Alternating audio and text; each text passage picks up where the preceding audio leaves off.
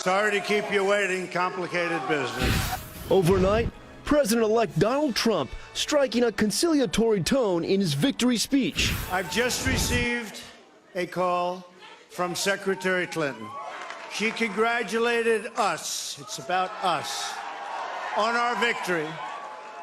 And I congratulated her and her family on a very, very hard-fought campaign. We owe her a major debt of gratitude for her service to our country.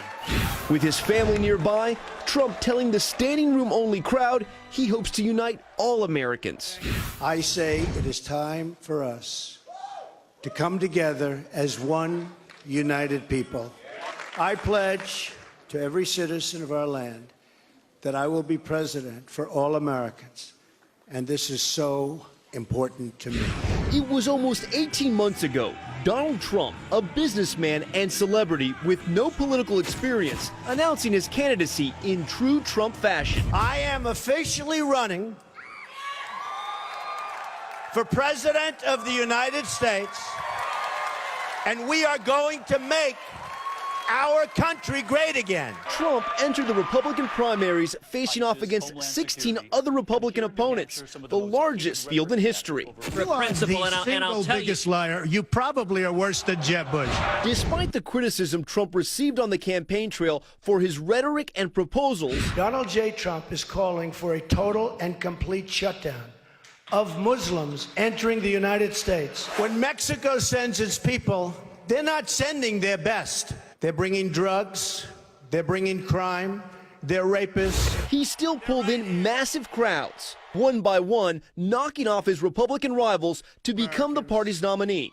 I humbly and gratefully accept your nomination for the presidency of the United States. Vowing to make America great again with his tough stance on law and order. The attacks on our police and the terrorism of our cities threaten our very way of life. And immigration. We are going to build a great border wall to stop illegal immigration.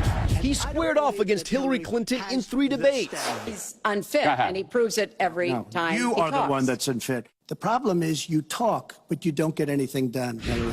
But when it came down to it, when America voted, he clinched victory. The next president of the United States, Donald Trump. Thank you. It's been an honor.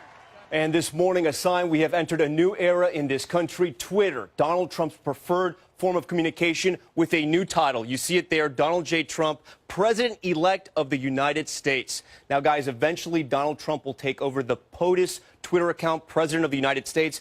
And guys, so many of us were surprised and shocked, but the clues were right in front of us. And here's one example, George. The President of the United States, 11.4 million Twitter followers. Donald Trump, 13.5 million, more popular than the president, you can argue, George. 13 million. Okay.